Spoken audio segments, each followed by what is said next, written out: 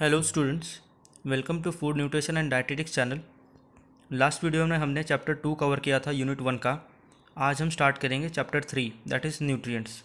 What are nutrients? Nutrients are constituents in the food that must be supplied to the body in suitable amounts. This includes carbohydrates, fats, minerals, vitamins and water. Obviously ये बोल रहा है कि nutrients क्या होते हैं। Nutrients हमारे food का ऐसा कंपोनेंट है जो कि हमारी बॉडी में सुटेबल अमाउंट में होना चाहिए ताकि हम सर्वाइव कर सके। और इन न्यूट्रिएंट्स में बेसिक क्या क्या चीज़ें आते हैं, तो कार्बोहाइड्रेट्स हो गया, फैट्स हो गया, मिनरल्स हो गया, विटामिन्स हो गया, वाटर हो गए। तो ये सारी चीज़ें मेजर न्यूट्रिएंट्स है जो कि हमारी बॉडी में सूटेबल अमाउंट में होना चाहिए। Next is chemical substances obtained from food are used in the body to provide energy, structural material and regulating agents to support growth, maintenance and repair of the body tissues। यहाँ पे ये बोल रहे हैं कि केमिकल सब्सटेंसेस जो कि obtain किया जाता है फूड से, वो कहाँ कहाँ यूज़ हो रहा है। तो वो बेसिकली हमारे बॉडी को एनर्जी प्रोवाइड करता है, स्ट्रक्चरल मटेरियल देता है जैसे कि प्रोटीन्स जो कि जिसको हम अपना building blocks of the body मानते हैं, और कुछ regulating agents as well as maintain करता है टिश्यूज़ और बॉडी को रिपेयर करता है। तो सपोर्टिंग एजेंट्स क्या हो गए, जैसे कि कैटलिस्ट जो कि हम हमारे बॉडी में होने वाले रिएक्शंस को स्पीड अप करते हैं। और रिपेयर तो ऑब्वियसली हमें पता ही है। The risk of some degenerative diseases. Obviously nutrients हमारे बॉडी के इन सारे फंक्शंस के अलावा ये हमारे बॉडी को काफ़ी सारे डिसऑर्डर से और या फिर डिजीजेस से भी बचाता है। Food is composed of wide distribution of nutrients which have very specific metabolic effects on the human body. Nutrients are generally divided into two categories named macronutrients and micronutrients. So food जो कि compose होता है wide distribution of nutrients का, मतलब बहुत सारे nutrient हमारे food में इंक्लूडेड रहता है। बहुत सा मतलब वैरायटी ऑफ डाइट लेते हैं, इसलिए उन्होंने ऐसा बोला है। एंड इट स्टेट्स दैट कि न्यूट्रिएंट्स जनरली दो ग्रुप्स में क्लासीफाई किए गए हैं, मैक्रोन्यूट्रिएंट्स और micronutrients, on the basis of its composition, और जो उसका साइज़ होता है मॉलिक्यूलर साइज़ के बेसिस पे भी। सब स्टडी करते हैं क्या है macronutrients. Macronutrients are needed in relatively large amounts, constitute the majority of an individual diet. Essential nutrients are nutrients that cannot be synthesized by human body and therefore must be derived from food sources. तो यहाँ पे ये बोल रहे हैं कि macronutrients relatively हमारे body को कम अमाउंट में ज़रूरत होती है किसी भी इंडिविजुअल के डाइट में। एसेंशियली इन न्यूट्रिएंट्स में ये न्यूट्रिएंट्स जो कि हमारे बॉडी में सिंथेसाइज नहीं किए जा सकते, उसको हम हमारे फूड सोर्सेज के साथ फूड सोर्सेज में इंक्लूड करना पड़ता है ताकि हम उससे उन न्यूट्रिएंट्स की जो डिफिशिएंसी या फिर जो भी हमारे बॉडी को रिक्वायरमेंट है उसको फुलफिल कर सकें। Essential nutrients includes vitamins, minerals, amino acids, fatty acids and some carbohydrate as source of energy that are needed for growth, maintenance and activity. So in macronutrients में कुछ essential nutrients जैसे कि vitamins आ जाते हैं, minerals आ जाते हैं, amino acids हो गए, fatty acids हो गए, और कुछ carbohydrates जो कि हमारे बॉडी में सोर्स ऑफ एनर्जी की तरह एक्ट करता है और ग्रोथ और मेंटेनेंस और बाकी सारे एक्टिविटीज़ में इंक्लूडेड होता है। Macronutrients includes carbohydrate, proteins, fats, macronutrients, water. वही बोल रहे कि मैक्रोन्यूट्रिएंट्स में मेजर क्या क्या चीज़ें इंक्लूडेड होते हैं। So if you want you can note this, क्योंकि ये इंपॉर्टेंट टॉपिक है। वो डिफ्रेंशिएट करके क्वेश्चंस आ जाते हैं कि मैक्रोन्यूट्रिएंट्स में कौन से कंपोनेंट्स आते हैं और कौन से नहीं होते। सो आगे बढ़ते हैं। Micronutrients are vitamins and trace or micro minerals. Vitamins and trace minerals are labeled as micronutrients because the body only requires them in very small amount, generally less than 100 mg per day. So अगला है micronutrients. तो micronutrients ऐसे vitamins होते हैं जो कि हमारे body में भी ये भी उसी तरह काफ़ी कम अमाउंट में रिक्वायर होते हैं। इन न्यूट्रिएंट्स को हमने माइक्रोन्यूट्रिएंट्स इसलिए बोला है क्योंकि ये हमारी बॉडी में कम अमाउंट में तो लगते ही हैं, जिसका हमें रेंज भी दिया गया है, that is 100 mg per day.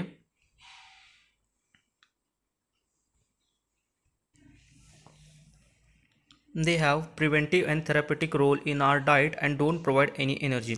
सो ये माइक्रोन्यूट्रिएंट्स हमारे बॉडी में कम अमाउंट में तो रिक्वायर्ड होते ही हैं, उसके साथ साथ ये हमारे बॉडी में कोई एनर्जी प्रोवाइड नहीं करते। Vitamins are organic substances that we ingest in our body with our food that act as a catalyst. इसमें इन्होंने स्टेट किया विटामिन्स जो कि हम जहाँ देखिए हमने रीड किया, विटामिन्स भी माइक्रोन्यूट्रिएंट्स के अंदर इंक्लूडेड होते हैं। तो विटामिन्स होते क्या है? सो विटामिन कुछ नहीं होता, बेसिकली ये एक ऑर्गेनिक सब्सटेंस होता है जो कि हमारी बॉडी में कैटलिस्ट की तरह एक्ट करता है, एज वेल एज काफ़ी काफ़ी प्लेसेस में अपने बॉडी को इम्यूनिटी भी प्रोवाइड करता है।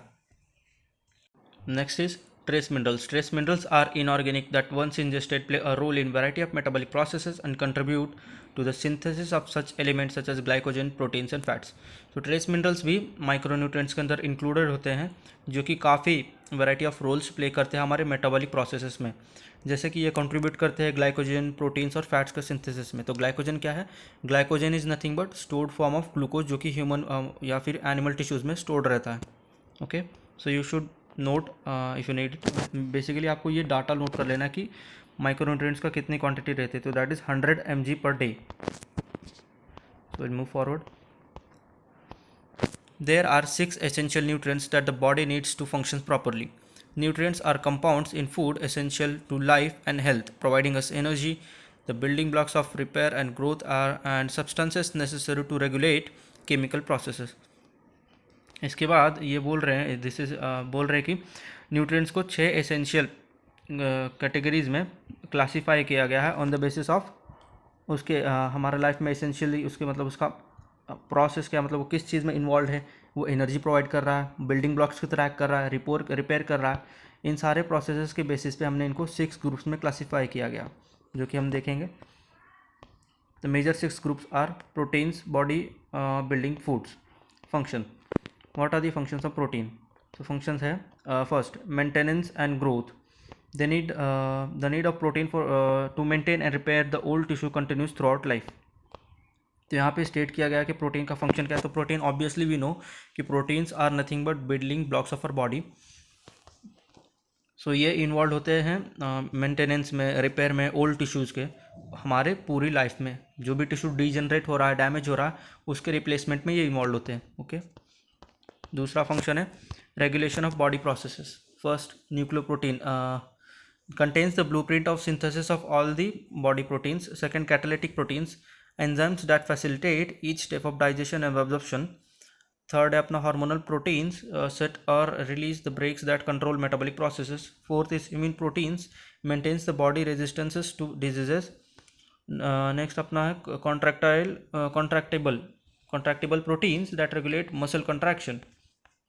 So इन्होंने basically different types of proteins के बारे में बताया और उनके फंक्शंस क्या है। जैसे कि न्यूक्लियोप्रोटीन क्या होता है? न्यूक्लियोप्रोटीन बेसिकली ये डीएनए, जेनेटिक मटेरियल को बोल रहे हैं अपने, जो कि डीएनए है, जो कि हमारे बॉडी के ब्लूप्रिंट की तरह एक्ट करता है ऑब्वियसली, क्योंकि इसी के बेसिस पे हमारे बॉडी में जितने भी ऑर्गन्स या फिर जो भी टिश्यूज़ डेवलप होते हैं, इसी को ट्रांसक्राइब या फिर रीड करके हमारे बॉडी के स्ट्रक्चर को डेवलप किया जाता है। कैटालिटिक प्रोटीन्स ऑब्वियसली नाम से ही पता लग रहा है, कैटालिटिक मतलब वो किसी भी प्रोसेस को फैसिलिटेट कर सकते हैं या फिर स्पीड अप कर सकते हैं, जैसे कि डाइजेशन हो गया, एब्जॉर्प्शन हो गया। तीसरा उन्होंने बोला हार्मोनल्स। हार्मोन्स तो हमें पता ही, हमारे बॉडी में हार्मोन्स ही है जो कि बेसिकली केमिकल मैसेंजर्स होते हैं, जो कि एक पार्ट से दूसरे पार्ट में मैसेज को ले जाते हैं ताकि फंक्शंस को रेगुलेट किया जा सके और प्रॉपरली हमारी बॉडी फंक्शन कर सके। इम्यून प्रोटीन्स भी होते हैं जो कि हमारे बॉडी को आने वाले इन्फेक्शन से फाइट करने के लिए मदद करते हैं। और कॉन्ट्रैक्टाइल प्रोटीन्स ऐसे प्रोटीन्स होते हैं जो कि मसल कॉन्ट्रैक्शन में इन्वॉल्व होते हैं। लास्ट वाला दिया गया है अपने को ब्लड प्रोटीन्स भी फर्दर 2 ग्रुप्स में क्लासीफाई किए गए हैं, ट्रांसपोर्ट प्रोटीन्स और सीरम प्रोटीन्स। तो ट्रांसफर प्रोटीन्स क्या होते हैं?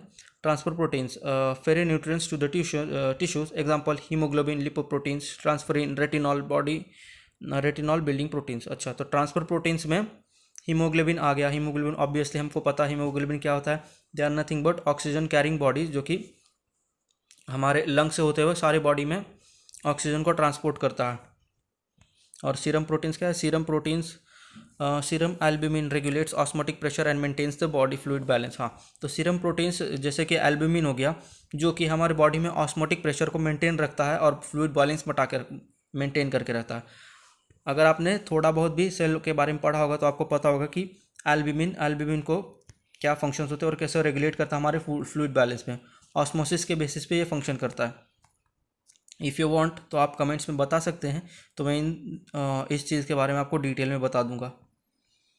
अगला है energy supplier. Each gram of protein yields 4 kilo calories. हाँ, तो यहाँ पे बता रहे हैं कि हर ग्राम ऑफ प्रोटीन कितना एनर्जी यील्ड करता है अगर वो ग्लूकोज की बजाय उसको कंज्यूम किया जाए। तो उसके बारे में दिया गया कि कितना यील्ड करता है, दैट इज़ 4 किलो कैलोरीज। अगर आपको चाहिए तो ये नोट कर सकते हो। Proteins act as regulatory and protective substances. अच्छा, इसके अलावा प्रोटीन्स रेगुलेटरी और प्रोटेक्टिव सब्सटेंसेस की तरह भी एक्ट करता है। तो ये सारे फंक्शंस हो गए हमारे प्रोटीन्स के। आगे मूव करते हैं। Next is carbohydrates sources of energy. Functions, first body distribution, second energy supply. Carbohydrates are sources of readily available energy which are needed for physical activities and also for work of body cells. Third, important for athletes, best fuel for athletes as carbohydrates take less oxygen to burn than proteins or of fat, thereby enabling them to exercise harder both during training and competition. आगे के points बाद में पढ़ेंगे, इसको explain कर देता हूँ आपको। तो पहला क्या है, बॉडी डिस्ट्रीब्यूशन। हाँ, ऑब्वियसली कार्बोहाइड्रेट हमारे मतलब मेजर डाइट में अपना कार्बोहाइड्रेट रहता है ज़्यादातर केसेस में। मतलब ज़्यादातर लोग जो कि इंडियन डाइट के हिसाब से बोले तो हम कार्बोहाइड्रेट से ज़्यादा कंज्यूम करते हैं। तो कार्बोहाइड्रेट्स में क्या क्या आ गया, जैसे कि हम राइस खाते हैं, रोटी खाते हैं, तो ये सारे कार्बोहाइड्रेट्स के अंडर इंक्लूडेड रहते हैं, जो कि हम काफ़ी हमेशा ज़्यादा क्वांटिटी में खाते हैं। तो ऑफकोर्स ये हमारे बॉडी में काफ़ी डिस्ट्रीब्यूटेड पाया जाता है। दूसरा, एनर्जी सप्लाई। ऑब्वियसली आपने कार्बोहाइड्रेट खाया तो वो एनर्जी सप्लाई का मेजर सोर्स अपना वही होगा, कार्बोहाइड्रेट ही, जो कि रेडिली अवेलेबल होता है हमारे बॉडी में और एनर्जी सोर्स की तरह एक्ट करता है। थर्ड, उन्होंने इंपॉर्टेंस बताया कि एथलीट्स के लिए भी ये काफ़ी इंपॉर्टेंट रोल प्ले करता है, क्योंकि उनके लिए बेस्ट फ्यूल की तरह एक्ट करता है। तो ऐसा क्यों है, क्योंकि कार्बोहाइड्रेट्स लेस ऑक्सीजन लगता है, कार्बोहाइड्रेट को बर्निंग के लिए लेस ऑक्सीजन लगता है प्रोटीन्स और फैट्स के बजाय। तो यहाँ पे ऐसा क्यों बोल रहे हैं कि प्रोटीन्स और फैट्स के अलावा, क्योंकि हमें पता है कि अगर हमारी बॉडी में कार्बोहाइड्रेट्स की क्वांटिटी कम हो तो हमारी बॉडी बाकी सारे जैसे कि प्रोटीन्स हो गए और फैट्स हो गए उनको डिग्रेड करके एनर्जी प्रोड्यूस करती है बॉडी में। सो एज अ रिज़ल्ट वो भी डिग्रेड कर सकते हैं। तो उसको डिग्रेड करने के लिए जितनी ऑक्सीजन लगती है उससे कम ऑक्सीजन कार्बोहाइड्रेट्स को तोड़ने के लिए लगती है।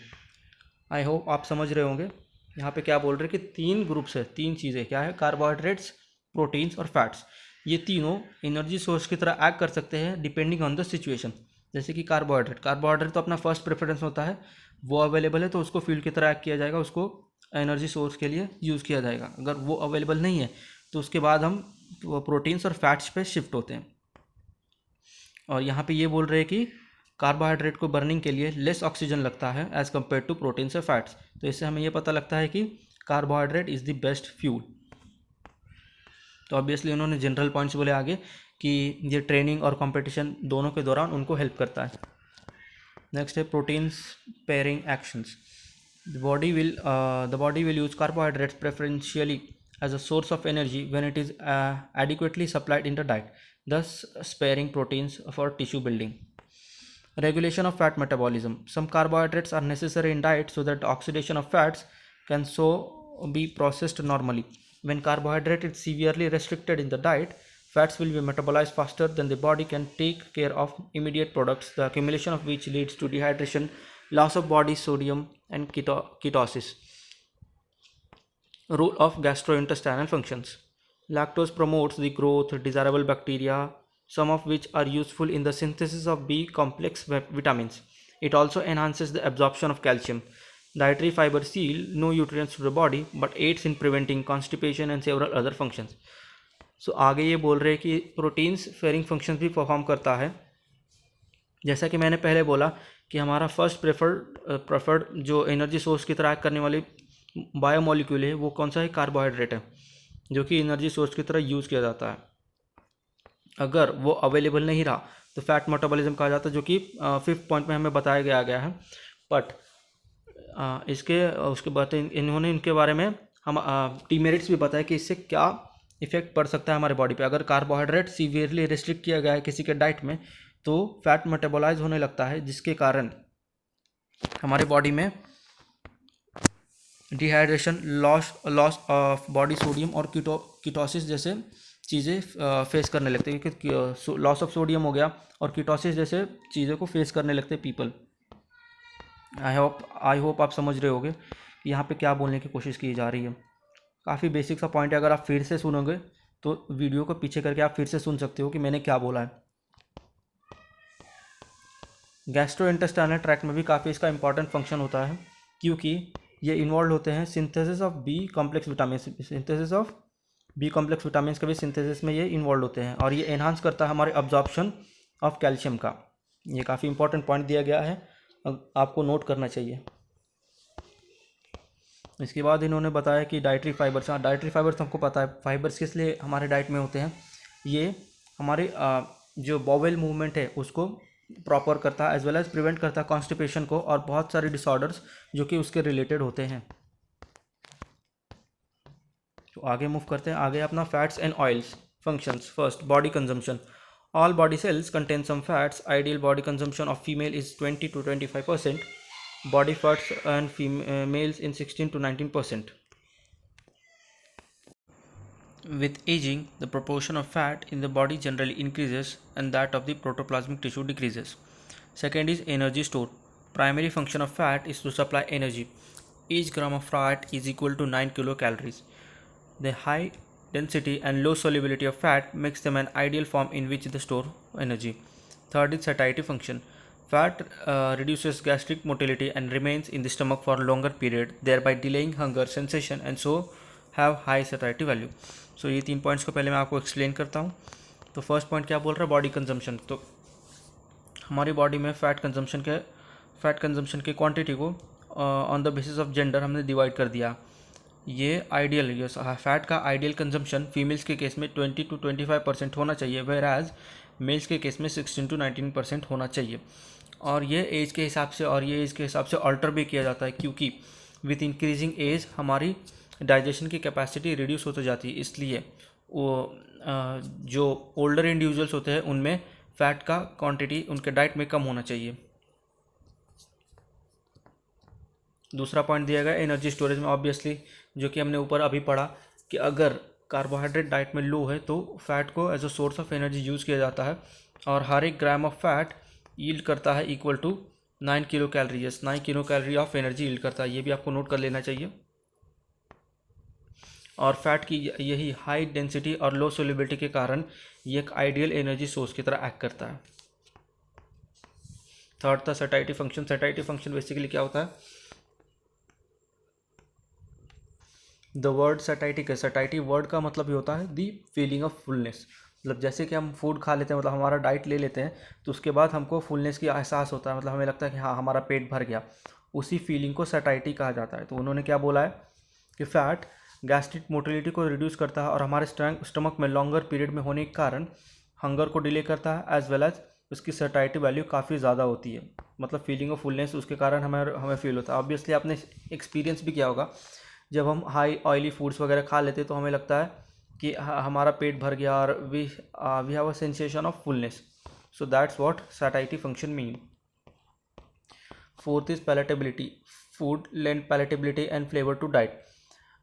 If fat is eliminated from the diet becomes very bulky, and if it often difficult to ingest sufficient food meet energy requirement. Fifth is insulation and padding. The subcutaneous layer of fat is an excessive insulator and reduces effective insulator and reduces losses of body heat in cold weather. Excessive layers of subcutaneous fat, as in obesity, interferes with the heat loss during warm weather. Fat also have some values as a lubricant for the gastrointestinal tracts. Sixth is carriers of fat soluble vitamins. Dietary fat is carrier of fat soluble vitamins A, D, E and K. Some fats are also necessary for absorption of water, absorption of vitamin A and carotene. So अगले points में क्या बोला गया, fourth points में बताया गया है palatability. Palatability मतलब जैसे कि हमें खाने का मन करता है तो हम क्या बोलते हैं कि जैसे कि for example you can take कि कोई पर्सन है जो कि फॉर एग्जांपल ये कंसिडर डायरिया से सफ़र कर रहा है, तो उस केस में हम देखेंगे कि उस पर्सन को डाइट को अल्टर किया जाता है, क्योंकि काफ़ी सारे ऐसे फूड आइटम्स है जो कि वो कंज्यूम नहीं कर सकता। अगर वो कंज्यूम कर भी लिया तो उसका बॉडी फंक्शंस जो भी उसका डाइजेशन प्रोसेस है वो डिसफंक्शन करने लगता है, and the person suffers from severe bowel movements.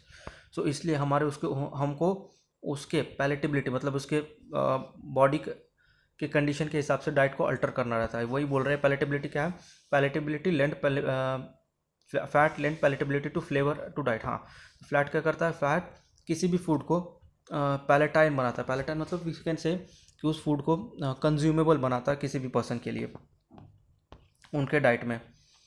और ऑफन ये बल्कि बहुत बल्कि फूड भी होता है, जैसे कि हमने पढ़ा सटाइटी वाली फीलिंग मतलब फीलिंग ऑफ फुलनेस हमें आने लगता है थोड़े से ही कंजम्पशन के बाद।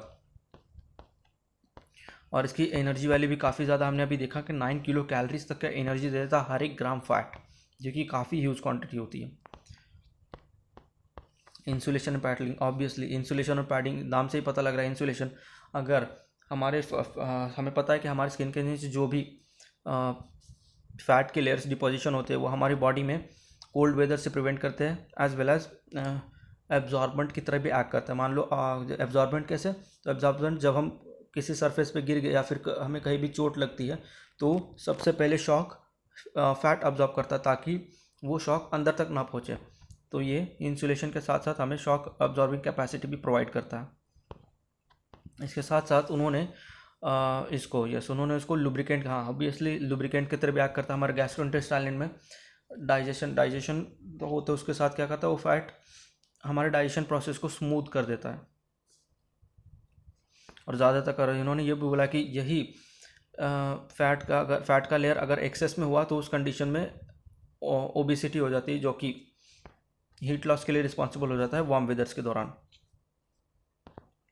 तो इसका बेनिफिट भी है और उसके साथ साथ साइड इफ़ेक्ट्स भी होते हैं अगर एक्सेसिव डिपोजिशन हो गया ओबेसिटी के केस में।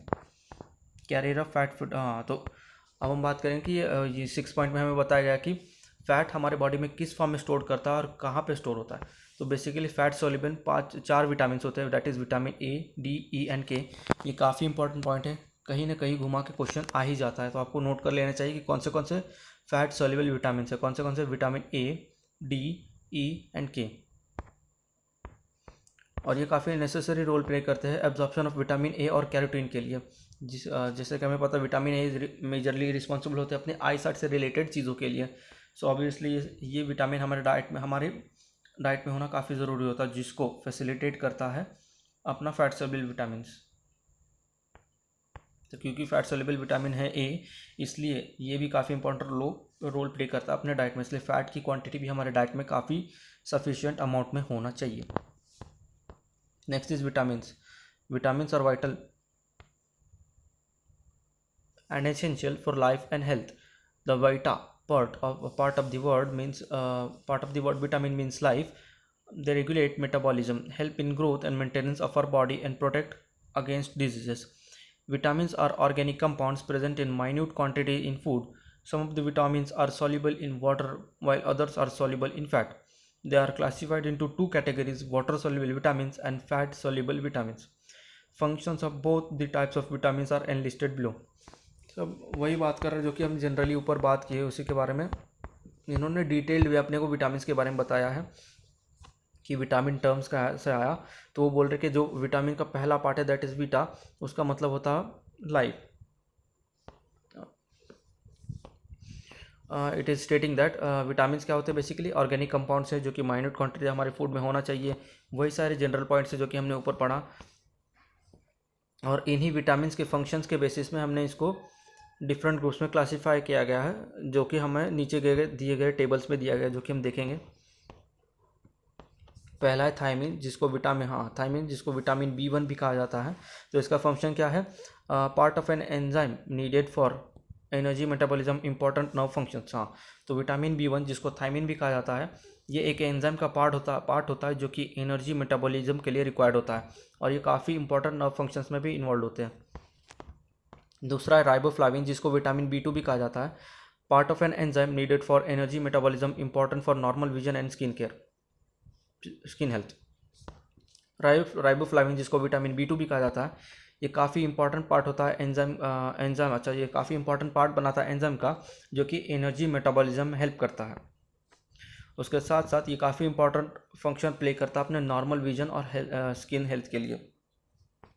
तीसरा नियासिन, जिसको विटामिन B3 भी कहा जाता है, its function is part of enzyme needed for energy metabolism, important for nervous system, digestive system and skin health. तो इसका भी वही जनरल फंक्शंस दिए गए हैं कि नियासिन, जिसको विटामिन B3 बोलते हैं, ये भी अपने एंजाइम का एक इंपॉर्टेंट पार्ट बनाता है, जो कि energy, metabolism important for nervous system और डाइजेस्टिव और स्किन हेल्थ के फंक्शंस में इन्वॉल्व होता है। तो यहाँ पे हम देख रहे हैं कि तीनों विटामिन में बहुत सारे फंक्शंस कॉमन होते हैं, क्योंकि ऑब्वियस ये बात है, सब में ये सारे विटामिन बी कॉम्प्लेक्स के पार्ट है, इसलिए इन तीनों के फंक्शन से रिलेटेड है, दिख रहे हैं अपने को। नेक्स्ट है pantothenic acid. Pantothenic acid function क्या है इसका? Part of an enzyme needed for energy metabolism. इसका उतने डिटेल में नहीं दिया गया है। पैंटोथेनिक एसिड एंजाइम का ऐसा पार्ट है जो कि एनर्जी मेटाबॉलिज्म में इन्वॉल्व होता है। अगला है biotin. Biotin is a part of an enzyme needed for energy metabolism. इसके बारे में भी जनरल पॉइंट दिए गए हैं कि बायोटीन एक ऐसा विटामिन है जिसका पार्ट क्या है, जो कि एक एंजाइम का पार्ट है जो कि नीडेड होता है एनर्जी मेटाबॉलिज्म के लिए। पायरिडॉक्सिन। पायरिडॉक्सिन क्या है? Vitamin B6। It play part of an enzyme needed for protein metabolism, helps to make red blood cells. हाँ, अब यहाँ पे पायरिडॉक्सिन के बारे में बताया गया है, जिसको हम विटामिन B6 बोलते हैं। सो इसका सारे एंजाइम, सारे विटामिन की तरह इसका भी जनरल फंक्शन क्या है?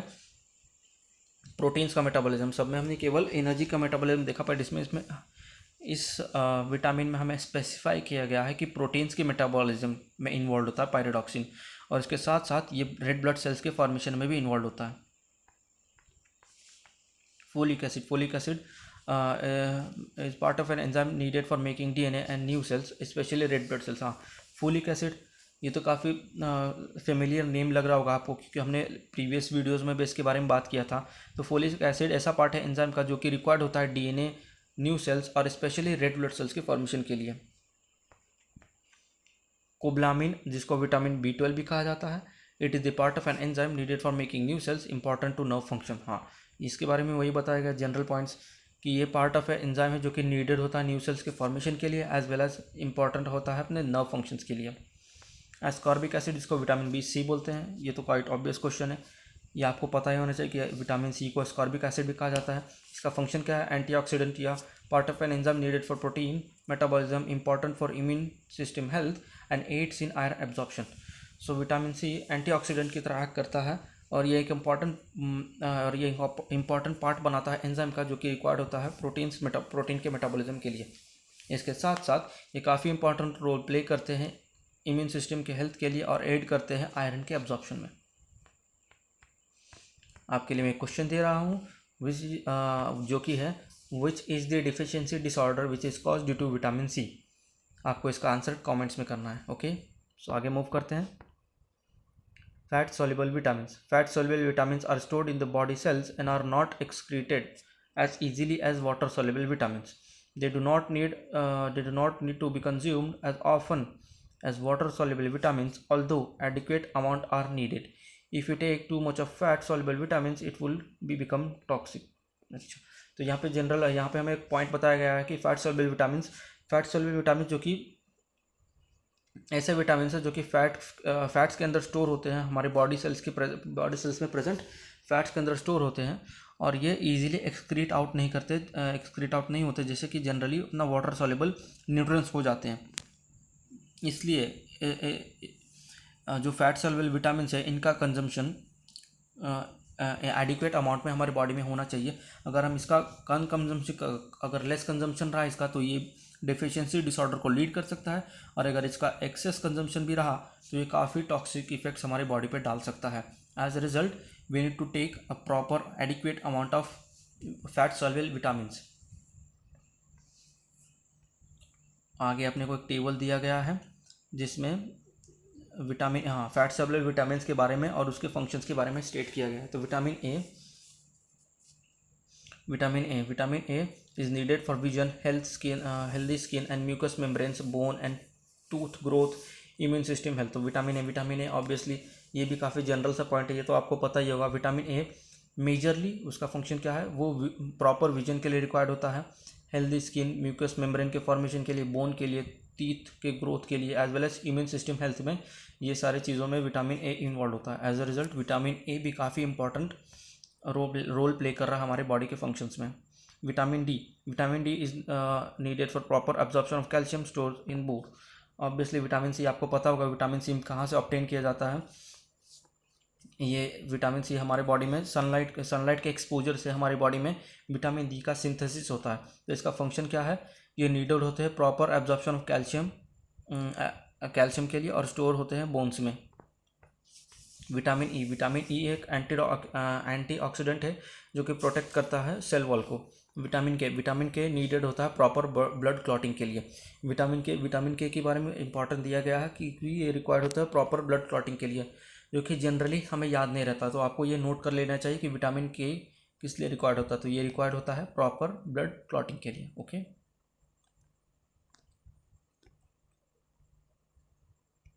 next is minerals. Minerals are defined as those elements which largely remain as ash when plants or animal tissues are completely burnt. They are micronutrients which perform regulatory and protective functions. So अगले बात कर रहे हैं minerals के बारे में। तो minerals define किए जाते हैं ऐसे सब्सटेंसेस जो कि अगर हम किसी भी प्लांट या फिर एनिमल टिश्यू को बर्न करें तो जो बचा हुआ पार्ट रहता है, मतलब इनऑर्गेनिक पार्ट, उसको मिनरल कहा जाता है।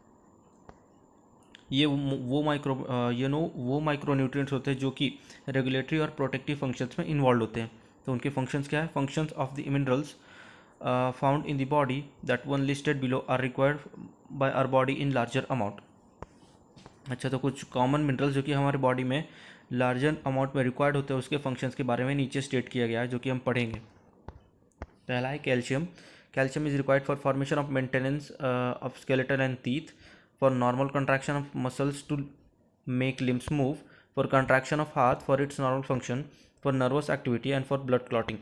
So कैल्शियम क्या है? कैल्शियम को रिक्वायर्ड होता है अपने नॉर्मल बोन स्केलेटन और टीथ के लिए। ऑब्वियसली ये तो ऑब्वियस सा रीज़न है जो कि हमको सबको पता रहता है। दूसरा रीज़न है कि ये रिक्वायर्ड होते हैं नॉर्मल कॉन्ट्रैक्शन ऑफ मसल्स और लिम्स को मूव कराने के लिए। तीसरा दिया है कि ये हार्ट के नॉर्मल फंक्शनिंग के भी इंपॉर्टेंट होता है। तो ये दो काफ़ी इंपॉर्टेंट फंक्शंस है जो कि जनरली हमें नहीं पता होता, तो आपको ये नोट करना चाहिए। तीसरा है they are also required for nervous activity और ब्लड क्लॉटिंग। सेकेंड एलिमेंट है, सेकेंड मिनरल है phosphorus. Phosphorus as a component of DNA and RNA, as phosphate ester play a part in the cellular metabolism of carbohydrates and fats, bodybuilding as an important component of bone and teeth, as a part of ATP and ADP, which stands for adenosine triphosphate and adenosine diphosphate, which are essential for energy metabolism in body. Phosphorus हम सबको पता रहता है कि ये हमारे genetic material का major part बनाता है, जो कि डीएनए और आरएनए है। इसको हम जनरली फॉस्फेट ग्रुप से भी रिप्रेजेंट करते हैं डीएनए के स्ट्रक्चर में। ये फॉस्फेट एस्टर बॉन्ड भी हमें देखने के लिए मिलता है कार्बोहाइड्रेट्स और फैट्स के बीच में। तीसरा है body building and important components of bone and teeth. Obviously ये बॉडी बिल्डिंग और इम्पॉर्टेंट कंपोनेंट बनाता है बोन्स और टीथ का। ये भी काफ़ी इंपॉर्टेंट पॉइंट है फॉस्फोरस के बारे में, जो कि जनरली हमें पता नहीं होता। और लास्ट पॉइंट दिया गया अपने को एटीपी और एडीपी के मेटाबॉलिज्म में इन्वॉल्व होता है।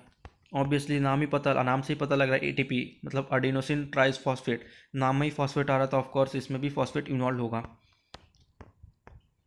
थर्ड है potassium maintains acid base balance of body, involve in muscle contraction, transport of nerve stimuli, and last is act as activator of several enzymes reaction in metabolism. ये काफ़ी general points दिए गए हैं potassium के बारे में, जो कि आपको रीड करके ही पता लग जाएंगे। सो आई डोंट थिंक कि इसको एक्सप्लेन करना ज़रूरी है। Next is sodium help in regulation of normal muscle contraction, maintenance of normal osmotic pressure, water balance and cell permeability, transmission of nerve impulse, and last है regulation of acid base balance. तो sodium ही काफ़ी important एक mineral है जो कि हमारे normal muscle contraction के साथ maintenance of normal osmotic pressure और वाटर बैलेंस में भी इन्वॉल्व होता है। इसके अलावा ये ट्रांसमिशन ऑफ नर्व इम्पल्स और एसिड बेस बैलेंस भी हमारी बॉडी में मेंटेन करके रखता है। ये भी काफ़ी इंपॉर्टेंट फंक्शंस दिए गए सोडियम के बारे में, तो आपको ये भी नोट करना चाहिए। Next is chloride. It combines with sodium and potassium and help in regulating fluid balance and acidity, alkalinity of body fluids. तो क्लोराइड्स क्या करते हैं? क्लोराइड सोडियम और पोटेशियम के साथ कंबाइन होकर रेगुलेट करते हैं फ्लूइड बैलेंस को। फ्लूइड बैलेंस किस तरह से? उसकी अल्कलाइनिटी, एसिडिटी, उस चीज़ को मेंटेन करने में इन्वॉल्व होता है chlorine mineral. Next is magnesium. It helps in regulating the passage of substances into and out of the cell. Activity of many enzymes, building bones and teeth, smooth muscles action are and building body building. Magnesium भी काफ़ी important mineral है, तो ये involve होता है regulate करने के लिए सब्सटेंसेस का मूवमेंट इनसाइड और आउटसाइड द सेल्स। जैसे कि हम पढ़ते हैं कि उसको हम जनरली स्टेट करते हैं, क्या बोलते हैं साइंटिफिक टर्म्स में, उसको हम एक्सोसाइटोसिस और एंडोसाइटोसिस बोलते हैं। जिसमें एक्सोसाइटोसिस क्या है, जब कोई मटेरियल सेल्स के अंदर से बाहर जाता है तो उसको एक्सोसाइटोसिस कहा जाता है, और जब कोई सब्सटेंस सेल के बाहर से अंदर आता है तो उसको एंडोसाइटोसिस कहा जाता है। तो इसी प्रोसेस को फैसिलिटेट या फिर हेल्प आउट करता है मैग्नीशियम। उसके साथ साथ ये काफ़ी एंजाइम्स में भी प्रेजेंट होता है। स्मूथ मसल्स एक्शन और बॉडी बिल्डिंग प्रोटीन्स की तरह भी बॉडी बिल्डिंग प्रोटीन्स में भी पाया जाता है। ये काफ़ी जनरल पॉइंट्स दिए गए आगे में, बट मेजर पॉइंट यही था कि ये इन सब्सटेंसेस को अंदर और बाहर करता है, जो कि मैंने आपको एक्सप्लेन किया। Mineral required our body in smaller amount, तो ये हो गए सारे ऐसे मिनरल जो कि लार्जर अमाउंट में रिक्वायर्ड होता है हमारे बॉडी में। अब हम ऐसे मिनरल्स के बारे में बात करेंगे जो कि स्मॉलर अमाउंट्स में हमारे बॉडी में रिक्वायर्ड होता है। तो वो कौन से है? पहला है iron. Haemoglobin is the principal component of the RBC and accounts for most of the iron in the body. It acts as a carrier of oxygen from lungs to the tissues and indirectly aids in return of the carbon dioxide to lungs. Second है, it is required as a cofactor for enzymes such as catalases, the cytochromes etc. तो iron obviously अपने को पता, iron major component बनाता है अपना haemoglobin का, जो कि एक कैरियर है ऑक्सीजन का लंग से लेकर बॉडी टिश्यूज़ में, और ऑक्सीजन सप्लाई करता है। उसके साथ साथ ये कार्बन डाइऑक्साइड का भी ट्रांसपोर्ट करता है टिश्यूज से लेकर लंग्स में और एक्सपेल आउट, जिसमें कार्बन डाइऑक्साइड को रिमूव किया जाता है। तो ये काफ़ी इंपॉर्टेंट कंपोनेंट बनाता है इसका आयरन। इसके साथ साथ ये रिक्वायर्ड होता है कोफैक्टर, कुछ एंजाइम्स के कोफैक्टर के सिंथेसिस के लिए, जैसे कि कैटालेजेस और साइटोक्रोम्स। तो कोफैक्टर क्या होता है? कोफैक्टर एक ऐसा कंपोनेंट है एंजाइम का जिसके अलावा, मतलब जिसके प्रेजेंस जो अगर वो प्रेजेंट ना हो तो वो एंजाइम डिसफंक्शनल रहता है, मतलब उसका फंक्शन परफॉर्म नहीं कर पाएगा। Cofactor along with the apo enzyme combine करके परफेक्ट एंजाइम बनाता है, और तभी वो एंजाइम फंक्शनल होता है। तो कोफैक्टर भी काफ़ी इंपॉर्टेंट रोल प्ले करते हैं। So iron although small amounts में रिक्वायर्ड होता है, बट काफ़ी इंपॉर्टेंट एलिमेंट है, और if you can say mineral है। Second is iodine. Iodine acts at the body only when it is incorporated into the hormone thyroxine. Thyroxine increases metabolism, increases oxygen consumption of tissues, convert glycogen to glucose, increase the heart rate, and last is depletes the bones of calcium and phosphorus. Iodine के बारे में तो आप लोग भी काफ़ी कुछ जानते होंगे। वही सारे जनरल पॉइंट्स यहाँ पे दिए गए कि आयोडीन हमारे बॉडी में इनकॉर्पोरेटेड एक हार्मोन थायरोक्सिन के सिंथेसिस के लिए रिक्वायर्ड होता है, और यही आयोडीन थायरोक्सिन के मेटाबॉलिज्म को इंक्रीज करता है और प्रिवेंट करता है कि हमारी बॉडी में डिफिशिएंसी डिसऑर्डर, जैसे कि थायरोक्सिन जैसे कि ग्वाइटर, जो कि काफ़ी सीवियर डिसऑर्डर है, जिसमें पर्सन का थ्रोट रीजन, वी कैन से नेक रीजन, फ्रंट का आगे का नेक रीजन स्वोलन हो जाता है, and the person feels very concern about it, और उसमें वो आयोडीन के डिफिशिएंसी की वजह से होता है। इसके साथ साथ ये आयोडीन ऑक्सीजन कंजम्पशन, टिश्यूज़ में ऑक्सीजन का कंजम्पशन इंप्रूव करता है, ग्लाइकोजन का ग्लूकोज में कन्वर्जन में इन्वॉल्व होता है, हार्ट रेट को इंक्रीज करता है और डिप्लीट करता है बोन को, कैल्शियम और फॉस्फोरस को। ऑल्दो ये लास्ट पॉइंट हमें ऐसा लग रहा हो कि बोन्स में से कैल्शियम रिमूव कर रहा है और फॉस्फोरस रिमूव कर रहा है, बट इन अदर सेंस अगर हम समझे तो ये बेसिकली कैल्शियम और फॉस्फोरस के लेवल को रेगुलेट कर रहा है। ओके, सो आगे अगला एलिमेंट बढ़ते हैं। अगला Zinc as a cofactor of number of enzymes participate in reaction involving either synthesis or degradation of major metabolites like carbohydrates, lipids and proteins. Structural role as component of several proteins as an intracellular signal in a brain cells required in transport process, immune function and expression of genetic information. तो zinc भी एक important mineral है। ये cofactor की तरह act करता है, जो कि पार्टिसिपेट करता है बहुत सारे रिएक्शंस में, जो कि इन्वॉल्व होते हैं या तो कार्बोहाइड्रेट, लिपिड या फिर प्रोटीन के मेटाबॉलिज्म में। जैसे कि मैंने बताया, कोफैक्टर काफ़ी इंपॉर्टेंट कंपोनेंट होता है एंजाइम का, जो कि उस एंजाइम को फंक्शन बनाता है। तो जिंक भी एक इंपॉर्टेंट मिनरल की तरह एक्ट कर रहा है। इसके साथ साथ इसके काफ़ी स्ट्रक्चरल रोल्स भी होते हैं सेवरल प्रोटीन्स में, बहुत सारे प्रोटीन्स में। ये इंट्रासेल्युलर मैसेंजर्स, इंट्रासेल्युलर सिग्नल्स, अच्छा सिग्नल्स का भी ट्रांसपोर्ट करते हैं ब्रेन सेल्स के बीच में। तो ये कि काफ़ी इंपॉर्टेंट पॉइंट है जो कि जनरली हमें नहीं पता होता, तो आपको ये नोट करना चाहिए। They are required for process transport process important functions of expression of genetic information. इसके साथ साथ ये ट्रांसपोर्ट प्रोसेस इम्यून फंक्शंस और जेनेटिक इन्फॉर्मेशन के एक्सप्रेशन के लिए, तो expression in terms we can say कि जेनेटिक मटेरियल कैसे फ्लो करता है, डीएनए को रीड करके आरएनए और आरएनए को रीड करके प्रोटीन्स बनता है, तो वही डीएनए से जो प्रोटीन का फॉर्मेशन हुआ उसी प्रोसेस को एक्सप्रेशन ऑफ जेनेटिक मटेरियल कहा जाता है। तो इस प्रोसेस में भी जिंक इन्वॉल्व होता है। And the last is water. Water is essential for life. It is macronutrients made of two elements, hydrogen and oxygen. A molecule of water contains 2 atoms of hydrogen and 1 atom of oxygen. Water, water तो काफ़ी obvious मतलब component है, we can say mineral है, जो कि required होता है हमारे बॉडी में। ऑल्दो इन्होंने इसके अंडर दिया, no it's separately given. So water हमारे बॉडी में आपको पता है कि सबसे ज़्यादा क्वांटिटी में पाए जाने वाला मिनरल होता है, और इसको मैक्रोन्यूट्रिएंट्स के अंदर कैटेगरी में डाला जाता है, जिसमें कंपोज होता है H2O। उसका मॉलिक्यूलर फार्मूला H2O होता है, वही एक्सप्लेन कर रही है। काफ़ी जनरल पॉइंट्स दिए गए हैं, तो हम डायरेक्टली शिफ्ट करते हैं फंक्शंस में, डायरेक्टली मूव करते हैं। तो फंक्शंस क्या है?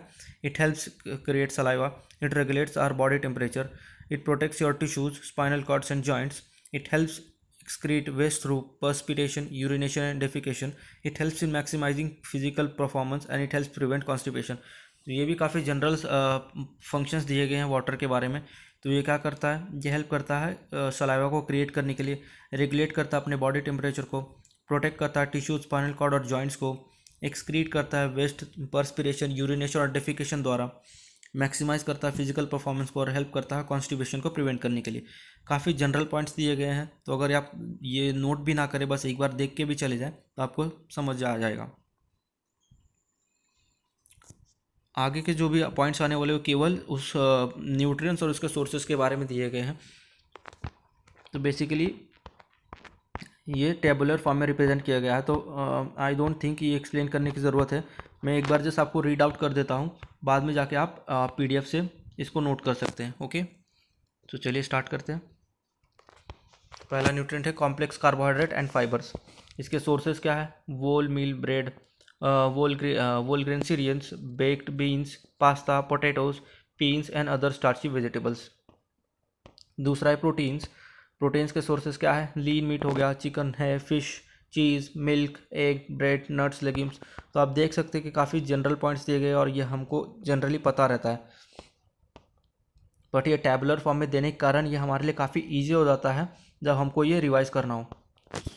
सो आप PDF से ज़रूर नोट कीजिएगा इसको। ओके, थर्ड है फैट। फैट का सोर्स क्या है? Oil, butter, margarine, cream, meat, cheese, pastry, biscuits, nuts etcetera. Third है प्री फॉर्म्ड विटामिन ए। तो प्री फॉर्म विटामिन ए के सोर्सेज क्या है? बटर है, मार्गराइन है, क्रीम है, चीज़ है, एग्स एंड मीट है। बीटा कैरोटीन, बीटा कैरोटीन जो कि कन्वर्ट करता है विटामिन ए में। अच्छा, बीटा कैरोटीन जो कि बाद में जाके विटामिन ए में कन्वर्ट होता है, उसके सोर्सेज क्या है? कैरेट है, स्पिनच है, pumpkin, broccoli, tomatoes, apricots etcetera. Vitamin D, vitamin D हमें जनरली पता रहता है कि हम सन से अटेंड करते हैं, बट इसके काफ़ी सोर्सेज भी पाए जाते हैं, जैसे कि fatty, canned fish, butter, margarine, cream, cheese, eggs, ये इसके सोर्सेज होते हैं। नेक्स्ट है विटामिन ई।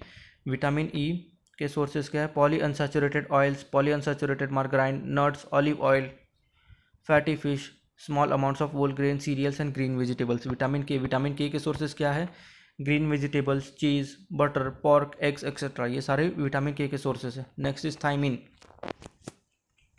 मैं चाहूँगा जो आगे रीड कर मैं जो न्यूट्रिएंट्स आगे रीड करने वाला हूँ उसके जनरली हम किस नाम से उसको पुकारते हैं, किस नाम से हम उसको स्टेट करते हैं या फिर रिमेंबर करते हैं, वो आप कमेंट्स में ज़रूर बताएं। जैसे कि थायमिन हो गया, राइबोफ्लाविन, नियासिन और पेंटोथेनिक एसिड, जो कि मैंने वीडियो में एक्सप्लेन किया है। मैं जानना चाहता हूँ आपने कितना याद किया है, तो ऑब्वियसली ज़रूर कमेंट करें। थायमिन के सोर्सेज क्या है? Whole grain cereals, pork, bread, nuts, peas. Riboflavin के सोर्सेज क्या है? मिल्क है, मीट है, eggs, cheese, whole grain cereals, nuts, mushroom. Niacin के सोर्सेज क्या है? Fish, meat, peanuts, whole grain cereals, nuts, mushroom. अगला है पेंटोथेनिक एसिड के सोर्सेज क्या है? एग्स हो गया, whole grain cereals, peanuts, fish, meat, vegetables. Next है विटामिन B6। विटामिन B6 के सोर्सेज क्या है? Whole grain cereals, meat, fish, peanuts, bananas. अगला है फोलिक एसिड। फोलिक एसिड के सोर्सेज क्या है? Green vegetables, whole grain cereals, whole milk, bread, nuts. Next is vitamin B12। Vitamin B12 के sources क्या है? Meat, fish, eggs, cheese, milk, oysters. Next है biotin. Biotin के सोर्सेज क्या है? Egg, cheese, milk, fish, whole grain cereals. Vitamin C। Vitamin C के sources क्या है? Orange, tomatoes, potatoes, broccoli, cabbage, strawberries etcetera. Calcium के सोर्सेज क्या है? Cheese, milk, yogurt, canned fish, nuts, sesame seeds, dried fruits etcetera. Phosphorus के sources क्या है? Meat, fish, poultry, eggs, milk, cheese, nuts, cereals etcetera. Iron के sources क्या है? Meat, poultry, whole grain cereals, whole grain bread etcetera. Sodium के sources क्या है? Table salt, milk, meat, cheese, sea foods, spinach, cereals etcetera. Potassium के sources क्या है? Potatoes, bananas, oranges, apricots, other fruits and vegetables, meat, fish, nuts etcetera. Iodine के sources क्या है? Sea foods, milk and cereals, vegetables, areas of high iodine content in soil, iodized table salt. और last क्या है? Zinc. Zinc के sources क्या है? Oysters, meat, fish, poultry, eggs, whole grain cereals, peanuts etcetera. So this was all about chapter 3। अगले video से हम chapter 4 के बारे में बात करेंगे। Thanks for watching.